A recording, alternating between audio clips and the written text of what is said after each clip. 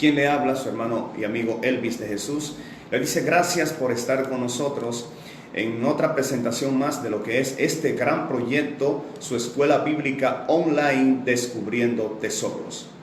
Bien, de inmediato, después de usted haber compartido con otras personas esta transmisión, de inmediato yo quiero que entremos a lo que es la enseñanza que tenemos en esta noche. Recuerden que siempre comenzamos dando lo que es la explicación de la palabra que tenemos para estudiar. En esta ocasión vamos a estudiar en el versículo 3 del capítulo 1 de Génesis.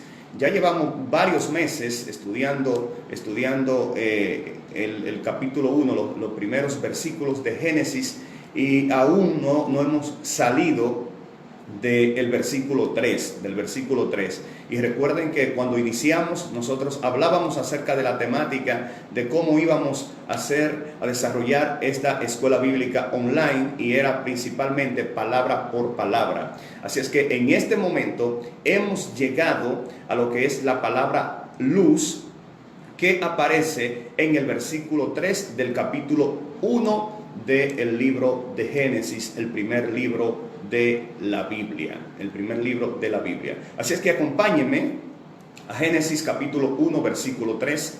Génesis capítulo 1, versículo 3. Génesis capítulo 1, versículo 3. Dice: y dijo Dios, sea la luz, y fue la luz. Y dijo Dios, sea la luz, y fue la luz. Y dijo Dios, sea la luz, y fue la luz. En la clase pasada nosotros hablamos acerca de lo que era la palabra sea. Hablamos acerca de la palabra sea. Y decíamos que la palabra sea, uno de sus significados es manifestarse. Uno de sus significados es acontecer, uno de sus significados es llegar a ser o pasar delante. Y nosotros decíamos que todo lo que Dios dice, tal como dice acá el versículo 3 del capítulo 1 de Génesis, que todo lo que Dios dice se hace.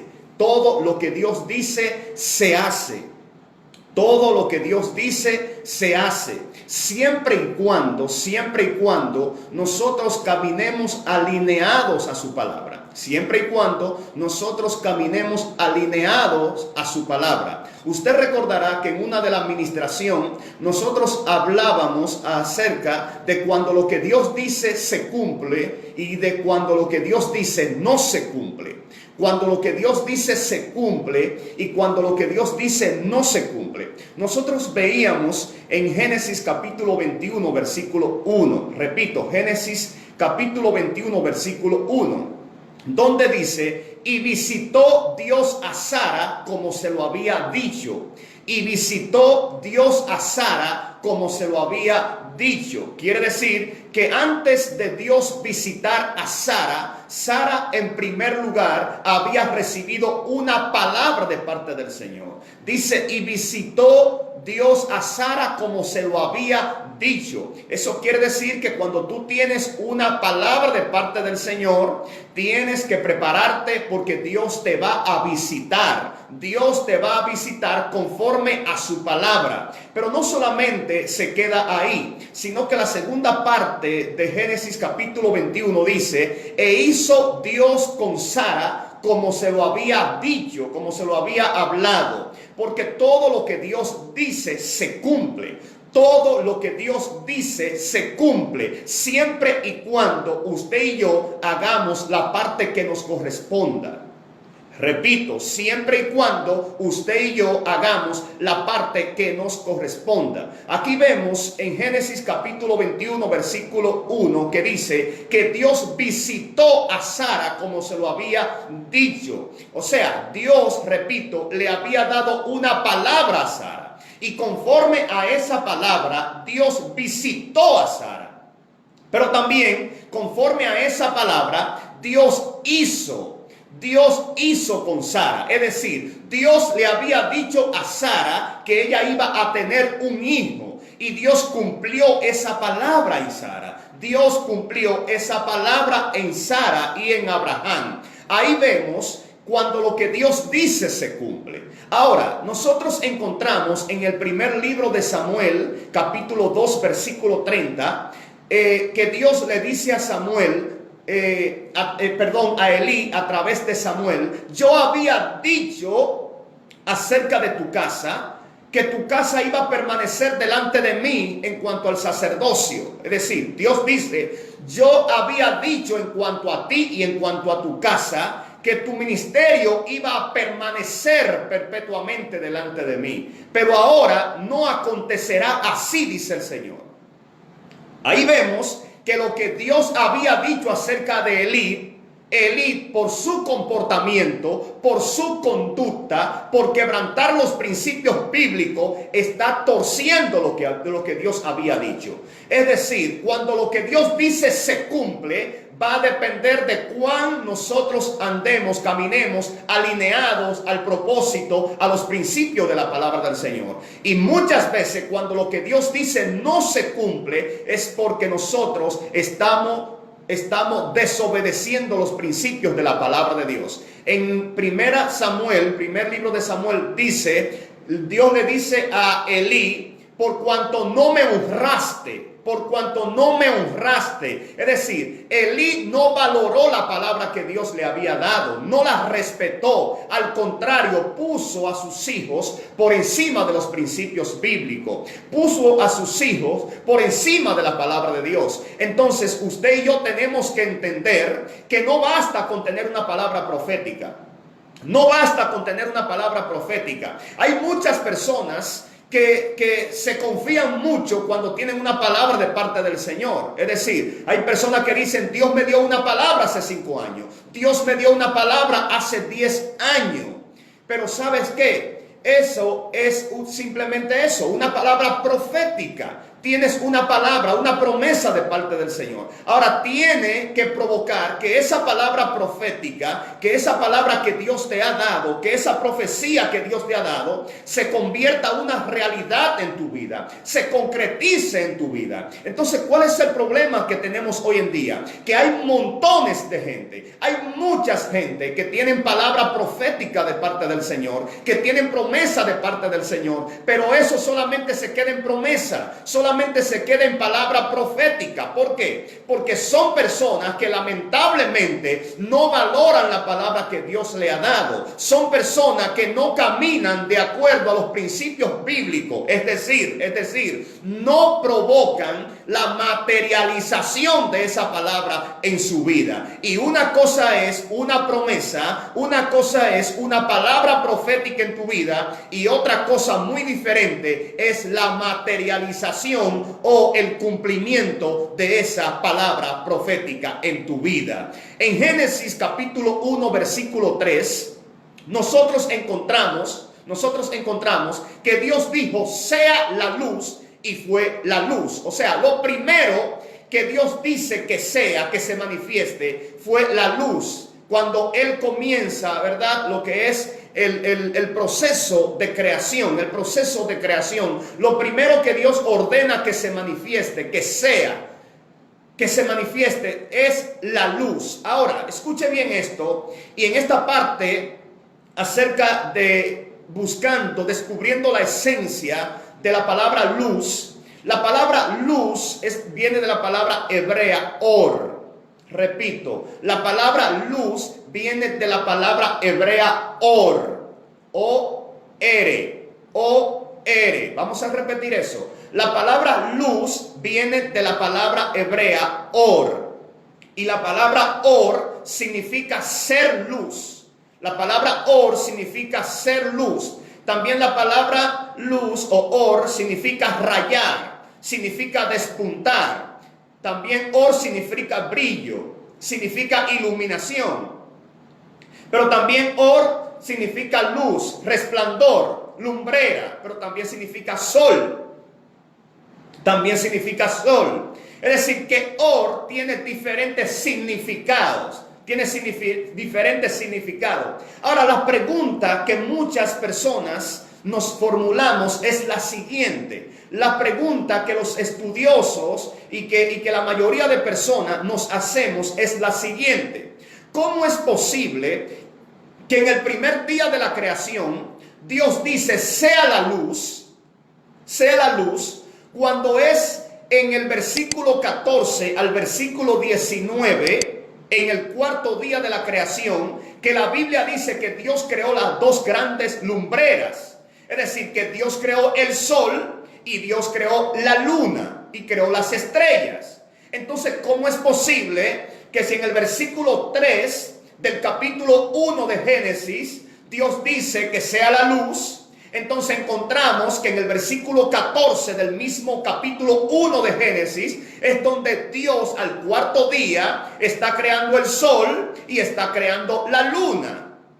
Es algo que debemos desenvolver, es un rollo que debemos desenvolver, ¿verdad? Porque hay una aparente contradicción. Es decir, ¿a qué luz se está refiriendo el versículo 3 del capítulo 1 de Génesis, que es diferente a la luz que aparece al sol, a la luna, ¿verdad? A la lumbrera mayor, conocida como el sol, y a la lumbrera menor, conocida como la luna? Entonces, ¿cuál es la diferencia? ¿Cuál es la diferencia? Escuche lo siguiente,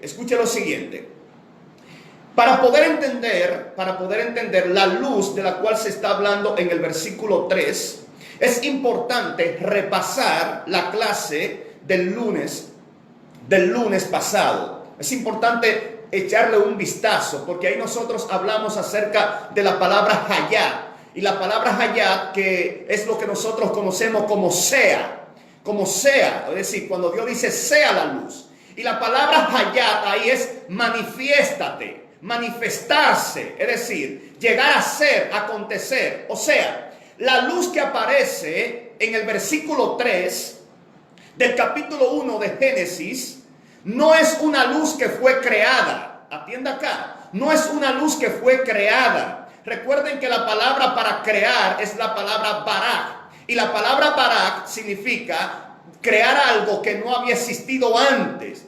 Crear algo que no había existido antes. Ahora, la palabra que aparece cuando Dios dice que sea la luz, en hebreo, repito, es la palabra hayat. Y la palabra hayat es la palabra acontecer, es la palabra manifestarse. Es decir, que cuando Dios dice sea la luz, lo que Dios está diciendo es manifiéstese la luz. No que sea creada la luz, sino que se manifieste la luz. Entonces, escuche bien esto, porque esto es algo sumamente interesante.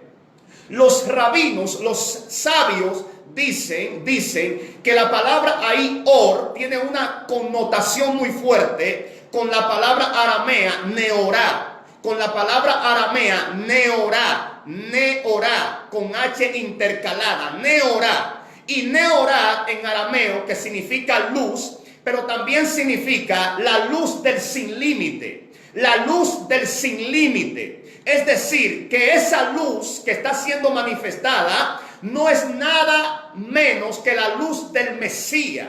Que la luz del Mesías. Por eso la luz del versículo 3 del capítulo 1 de Génesis no es una luz creada. Fíjense que Dios no dice sea creada la luz. No dice y creó Dios la luz el primer día. No, sino que Dios dice sea la luz. Es decir, manifiéstese la luz. Que se manifieste la luz. Entonces, ¿cuál luz? La luz del Mesías. Entonces, algo muy importante.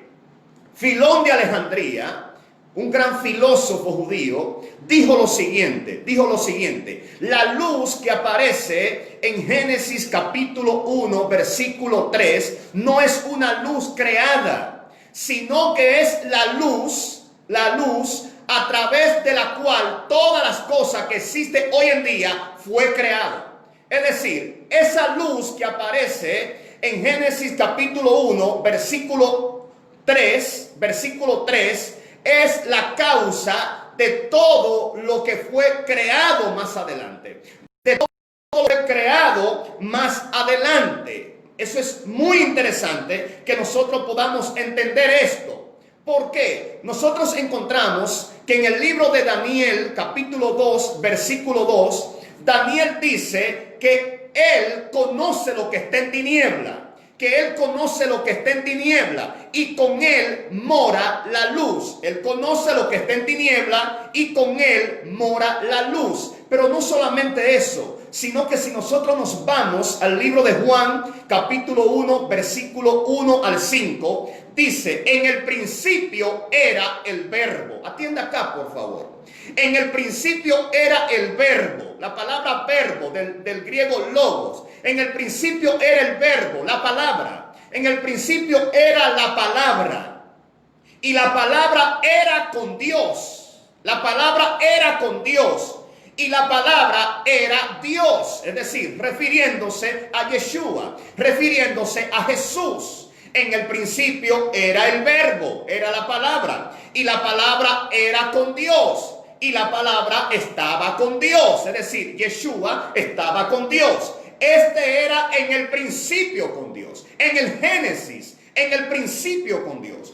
Todas las cosas, atienda acá, todas las cosas por Él fueron creadas. Es decir, todo lo que fue creado fue gracia a lo que es la luz del sin límite, a lo que es el verbo, la palabra hecha carne. Y dice, y sin Él nada de lo que fue o de lo que ha sido hecho fue hecho. Sin Él nada de lo que ha sido hecho fue hecho. En Él estaba la vida. Atienda acá. En Él estaba la vida. ¿En quién? En Yeshua, en Cristo estaba la vida. Y la vida era la luz de los hombres. La vida era la luz de los hombres. ¿Se da cuenta? Y dice, la luz en las tinieblas resplandece. La luz en las tinieblas resplandece y las tinieblas no prevalecieron contra ella. O sea, nos damos cuenta que Juan comienza hablando acerca del verbo que era en el principio, de la palabra creadora del principio, de la palabra que fue la causa de todo lo que fue creado. Y Juan dice claramente que sin Él nada de lo que fue hecho podría haber existido, que todas las cosas fueron hechas por Él, por la palabra, por el verbo de Dios, Entonces, esto es interesante entender. Vamos a hacer un resumen, una recapitulación. Hoy estamos hablando acerca de la esencia de la palabra luz, de la palabra or. Y hemos dicho que la palabra luz viene de la palabra hebrea or, y que or significa ser luz, or significa rayar, or significa despuntar, significa brillo, significa iluminación, significa lumbrera, significa resplandor, pero también significa sol. Y hemos dicho que hay una diferencia en la luz que aparece en el versículo 3 de Génesis capítulo 1 a la luz o a las lumbreras que aparecen en Génesis capítulo 1, versículo 14 al 19, donde habla de las dos grandes lumbreras, la lumbrera mayor, que es el sol, y la lumbrera menor, que es la luna. Es decir, hay una gran diferencia. ¿Cuál es la diferencia? Que las lumbreras que aparecen en Génesis capítulo 1, versículo 14 al 19, fueron creadas. Pero la luz que aparece en Génesis capítulo 1, versículo 3, no fue creada, fue manifestada.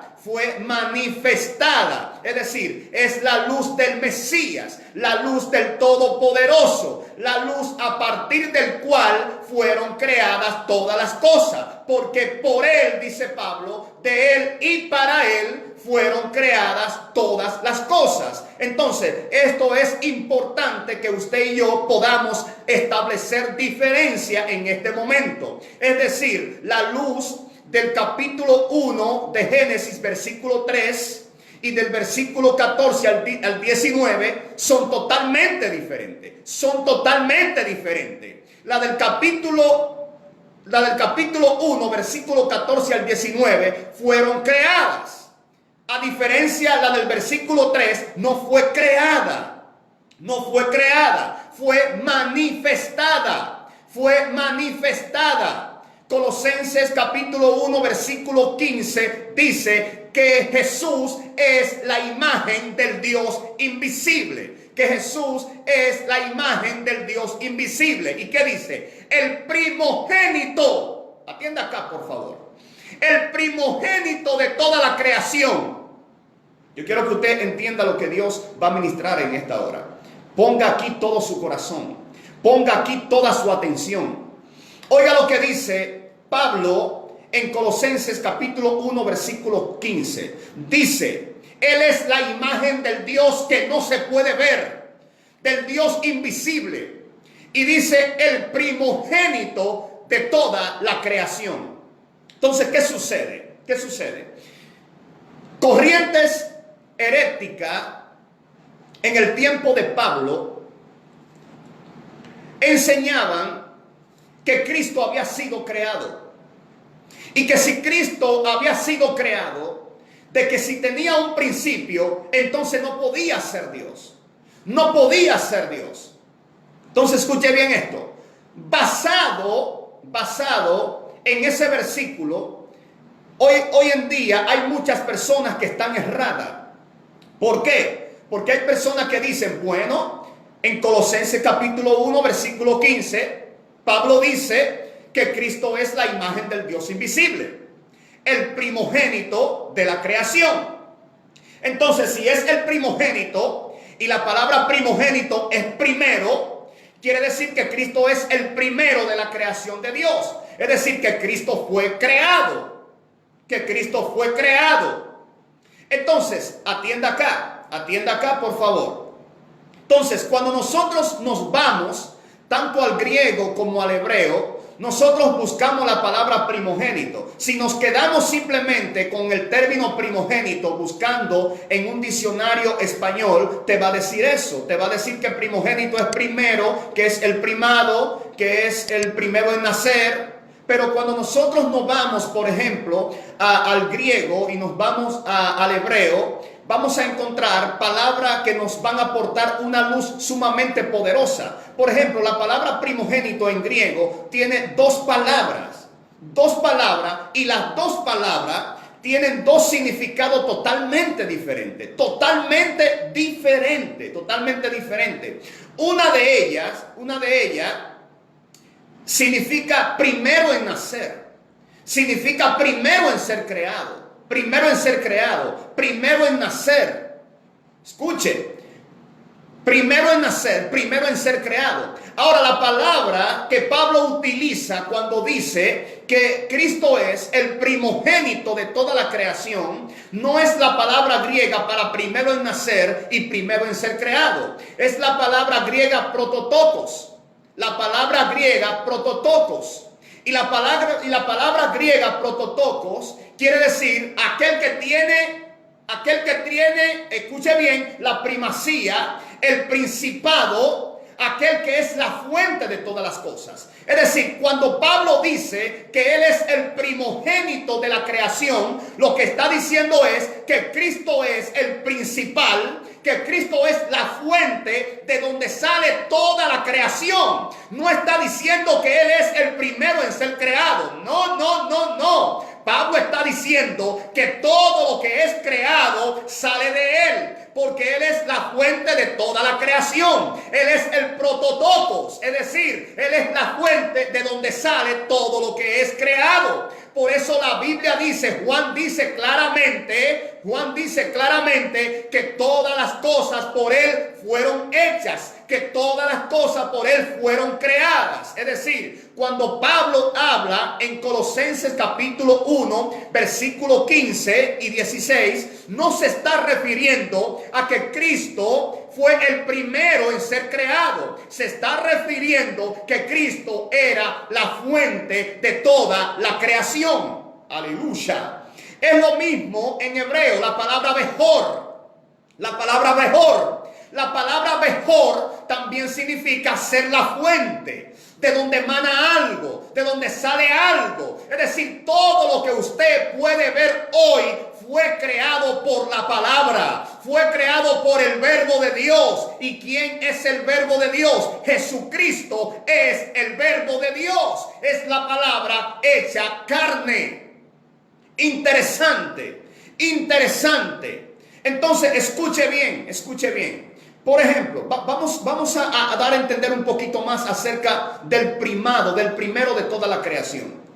Por ejemplo, Pablo habla que Cristo fue el primogénito en ser resucitado.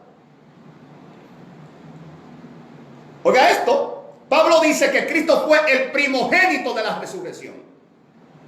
Ahora yo te pregunto, ¿Cristo fue el primero en resucitar?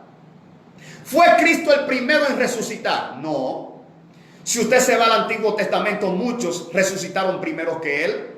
No lo voy a mencionar. Pero si usted también cita el Nuevo Testamento, muchos resucitaron primero que él. Ahí está Lázaro, está el hijo de la viuda de Naín. Es decir, muchos resucitaron primero que él. Entonces, ¿a qué se refiere Pablo cuando dice que Cristo es el primogénito de la resurrección? ¿Se da cuenta? Lo que Pablo está diciendo es lo siguiente, escuche bien. Todas las personas que resucitaron, y usted tiene que entender esto en esta hora, todas las personas que resucitaron antes de Cristo, aleluya, necesariamente tuvieron, escuche bien, que recibir la orden superior para poder resucitar. Es decir, un Lázaro, cuando estaba en la tumba, Cristo tuvo que pararse frente a la tumba y decir: Lázaro, ven fuera. Es decir, Lázaro fue resucitado cuando su cuerpo escuchó la voz del Cristo resucitado. Lázaro se levantó cuando Cristo se colocó frente a la tumba y dijo: Lázaro, ven fuera. Es decir, todas las personas, sea en el Tanakh, mal llamado Antiguo Testamento, o en el Nuevo Testamento, todas las personas necesitaron de un poder superior, de un poder sobrenatural para poder resucitar. Pero ¿sabe qué? Cristo fue el primogénito de la creación. ¿Por qué? Porque Él no necesitó de que alguna persona se parara frente a la tumba y que le dijera: Jesús, sal fuera. No, aleluya.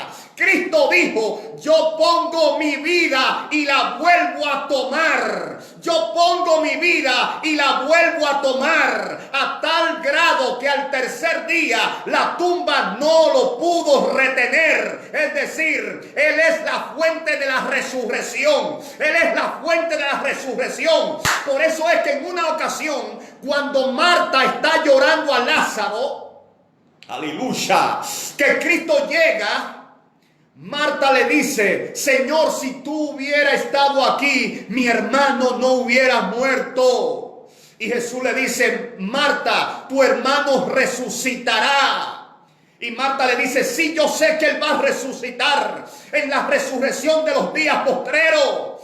Y Jesús le dice: Marta, abre tus ojos, abre tus ojos. Entiéndelo, Marta, yo soy la resurrección, yo soy la vida. Y el que esté muerto, si cree en mí, va a vivir otra vez. Es decir, yo soy la fuente de la resurrección. A Cristo nadie tuvo que decirle: Cristo, levántate de la tumba. Él con su propio poder, porque Él es la fuente de la resurrección. Él es la fuente de la vida. El primero en resucitar con su propia autoridad.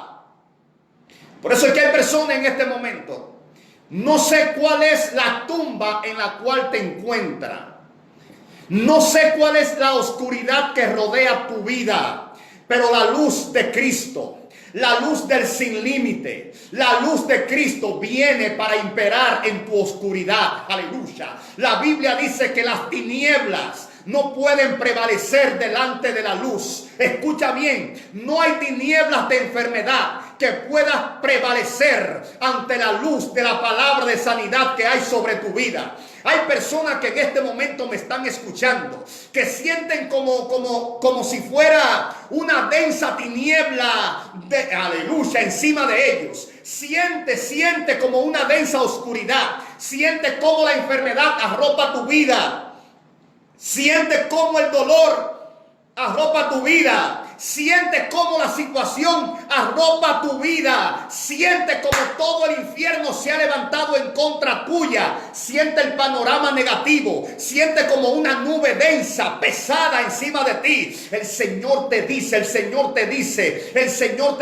en esta hora, las tinieblas, por densas que sea, por espesas que sea, no pueden resistir, no puede prevalecer mi presencia, la presencia de la luz en tu vida, la presencia de Dios en tu vida. Por ende, en este momento hay personas que Dios le está diciendo, eres un Lázaro en este tiempo. El Señor se para frente a tu oscuridad, el Señor se para frente a tu tumba y te dice, levántate, sal fuera. No es tiempo de salir de estar en la cueva, no es tiempo de estar en la tumba, es tiempo de salir fuera, porque la luz de Dios ha de iluminar tu vida.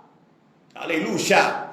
La luz de Dios ha de iluminar tu vida. Eso es oro, eso es luz, la luz que viene a resplandecer, la luz que viene a dispersar toda tiniebla en tu vida. Ahora escucha bien esto. Vamos a comenzar hoy y terminamos la próxima semana hablando acerca de esta interrogante. ¿Cuáles palabras se desprenden de Or? ¿Cuáles palabras se desprenden de Or? Atiende esto. ¿Cuáles palabras se desprenden de Or? Lo primero que quiero que veamos es la composición de la palabra Or. La palabra Or está compuesta por dos letras principales. La letra Ba y la letra Ba, atienda acá, su imagen es la imagen de clavos, de unos clavos. Y la segunda letra es la letra Reish, que representa la cabeza de una persona. ¿Entienda? Es decir, la letra Ba tiene que ver con sacrificio. Tiene que ver con los clavos que le pusieron al Mesías, que le pusieron a Cristo. O sea, y la cabeza tiene que ver también con las espinas que le pusieron en la cabeza al Mesías. Es decir, que Or representa el sacrificio de Cristo, el sacrificio de Cristo en nuestras vidas. Or representa nuestra redención, nuestra salvación. Or representa la luz que resplandece para dispersar toda tiniebla. Or resplandece la luz del Mesías en tu vida. Or representa el sacrificio de Cristo en tu vida. Yo quiero ir finalizando con esto. Escuche esto, por favor. Escuche.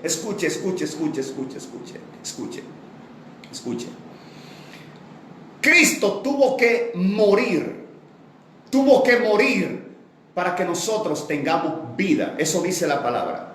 Tuvo que morir para que nosotros tengamos vida. Pero no solamente eso, sino para que nosotros seamos iluminados. Por eso es que en Juan capítulo 3, Jesús le dice a Nicodemo, y como Moisés levantó la serpiente en el desierto, así es necesario que el Hijo del Hombre sea levantado en la cruz, para que todo aquel que en él cree no se pierda, mas tenga vida eterna. Y la vida es la luz, dice Juan. La vida es la luz de los hombres. Escuche, por favor, escuche. Cristo tuvo que ser sacrificado. ¿Para qué? Para emanar y que hoy usted y yo seamos resplandecidos y alumbrados a través de esa luz. ¿Qué quiere decir eso? Que cuando una persona,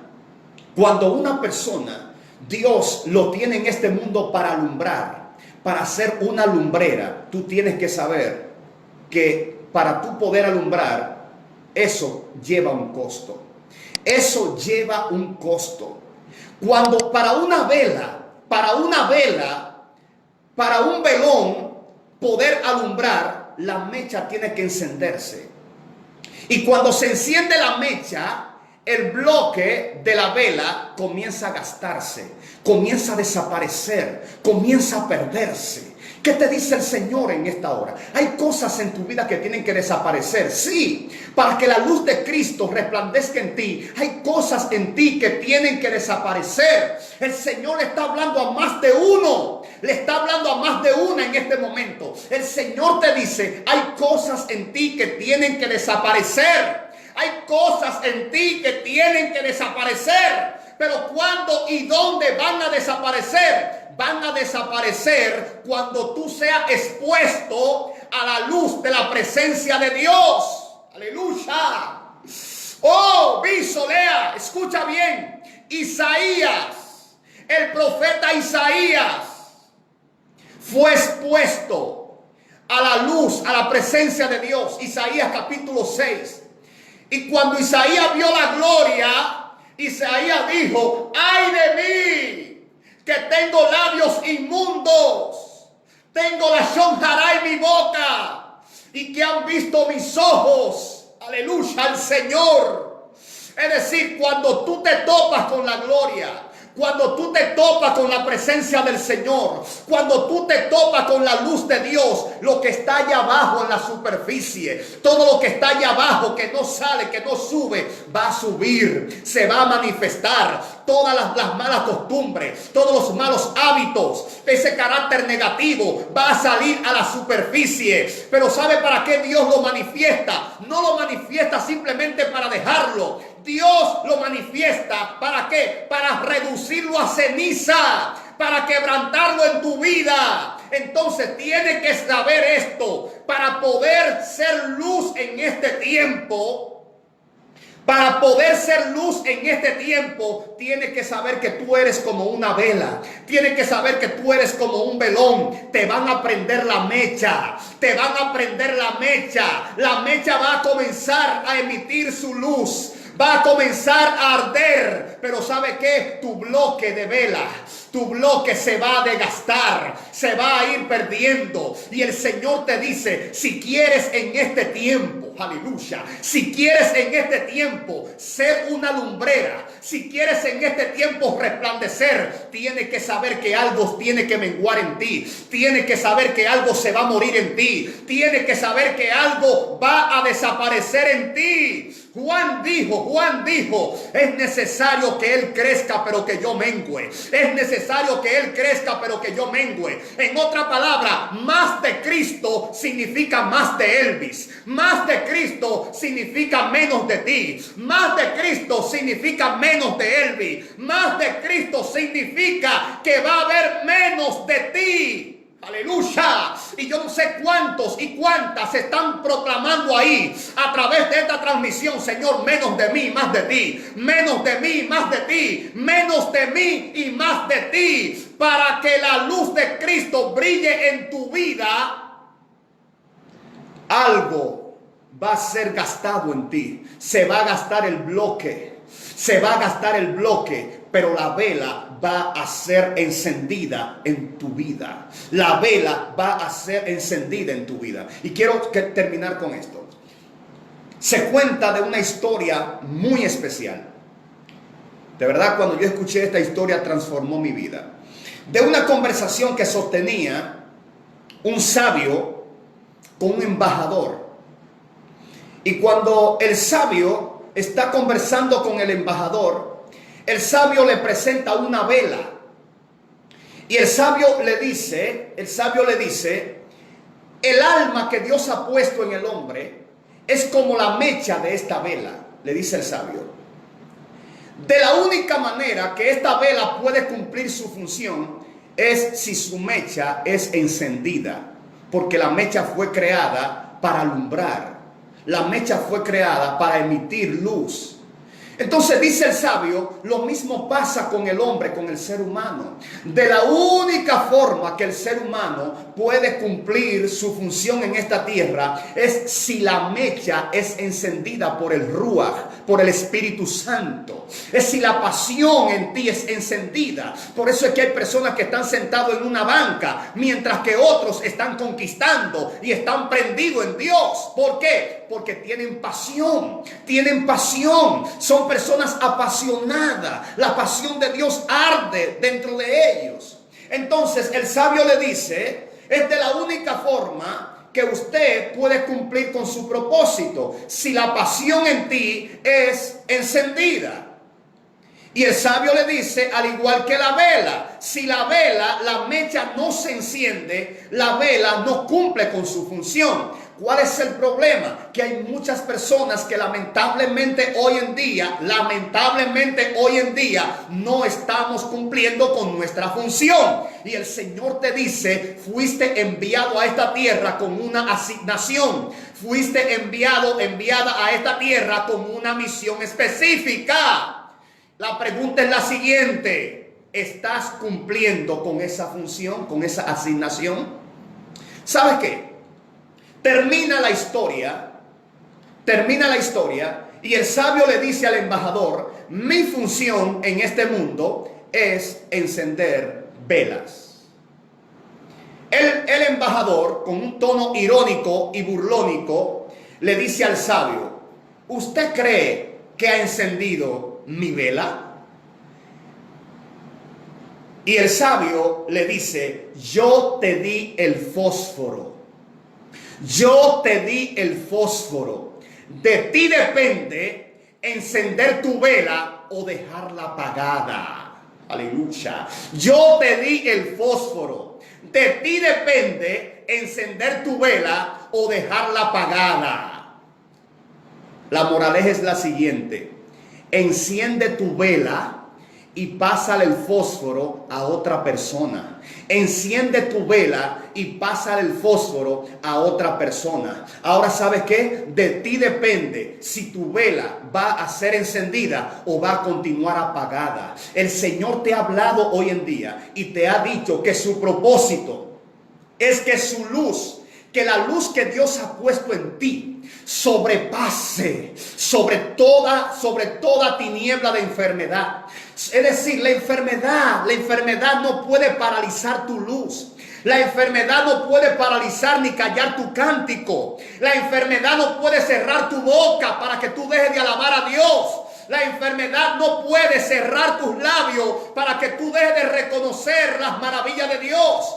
La luz de Dios, la luz de Cristo en tu vida debe estar por encima de toda enfermedad. La luz de Cristo en tu vida debe estar por encima de toda tiniebla de escasez, de toda tiniebla de enfermedad, de toda tiniebla de depresión, de toda tiniebla de ansiedad. Es decir, no hay tiniebla de depresión, no hay tiniebla de ansiedad, no hay tiniebla de escasez, no hay tiniebla de enfermedad, no hay tiniebla de problema económico que pueda paralizar, que pueda extinguir, que pueda debilitar la luz de Cristo en tu vida. Pero ¿sabes qué? Eso va a depender de ti. De ti depende encender tu vela en este tiempo o dejarla apagada. De ti depende levantarte hoy y decir, mi vela se tiene que encender, mi mecha se tiene que encender, mi mecha se tiene que encender, mi mecha se tiene que encender y le voy a pasar el fósforo a otra persona. Hay gente que lamentablemente se han mantenido con el fósforo en la mano. Y el Señor te dice, toma la caja, enciende el fósforo, toma la caja, enciende el fósforo, prende tu vela, y que al prender tu vela otros sean también contagiados a través de la luz que Dios ha puesto en tu vida. Escucha bien, estamos viviendo tiempos de grande oscuridad. Y déjeme decirle algo, los tiempos que vienen todavía son más peligrosos, son más fuertes, son más oscuros. Son más oscuros. Los tiempos que vienen son más oscuros. Pero hay buena palabra para aquellos que confían en el Señor. Y es que la Biblia dice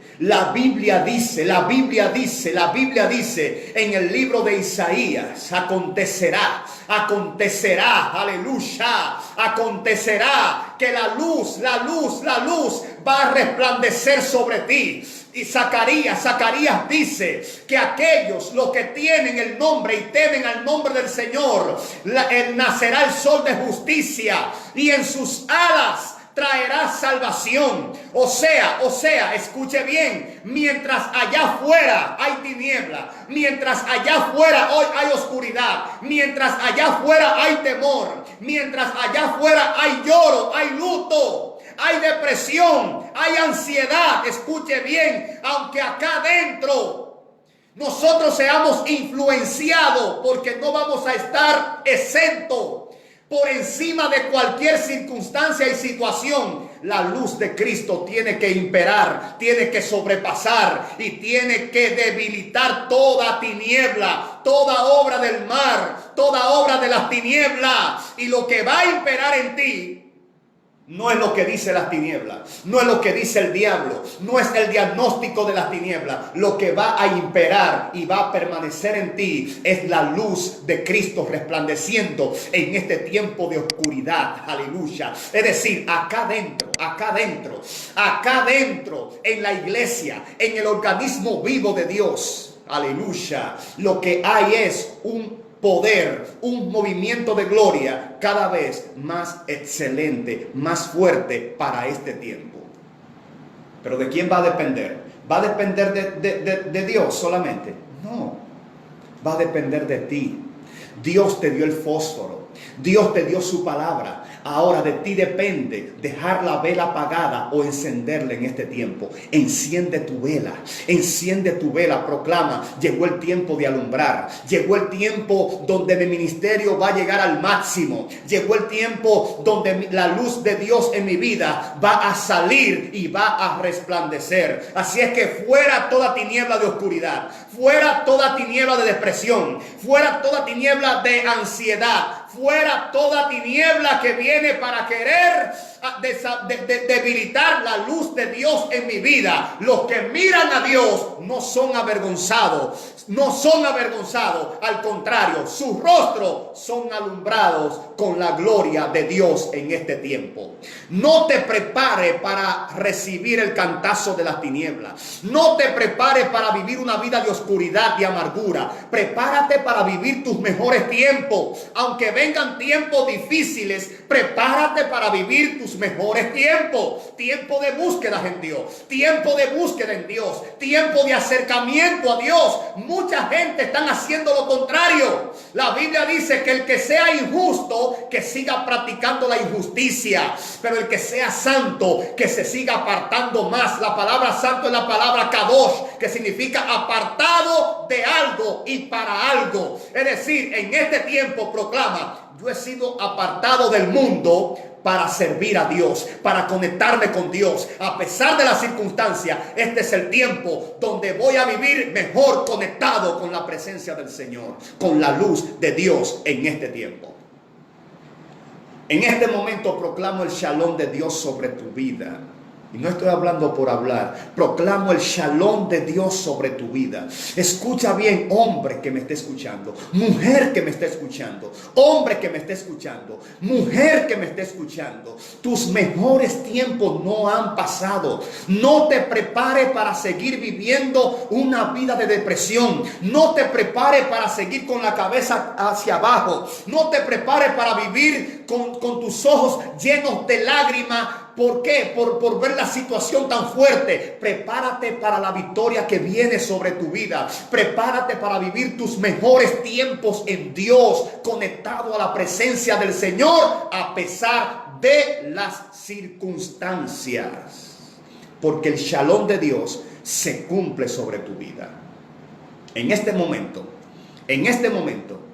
quiero pedirte, escucha bien, que abrace en tu corazón, que abracen tu corazón, que abriguen tu corazón la fe de Dios. Abriga la confianza de Dios, abriga la luz de Dios. Su luz trae dirección, su luz trae dirección, su luz te va a iluminar en este tiempo, su luz te va a iluminar en este tiempo y te va a mostrar cuál es su agenda para lo que viene. Te va a mostrar cuál es su agenda para lo que viene. En el nombre de Jesús proclamo sobre tu vida paz, victoria en esta hora. Victoria en esta hora. Padre, gracias por cada hombre, por cada mujer que ha escuchado tu palabra. Gracias por las personas que más adelante van a escuchar, Dios mío, esta poderosa enseñanza. Te pido que seas tú fortaleciendo, nutriendo, Señor, trayendo un repunte a sus vidas espirituales. Gracias, Padre, en el nombre de Jesús. Amén y amén.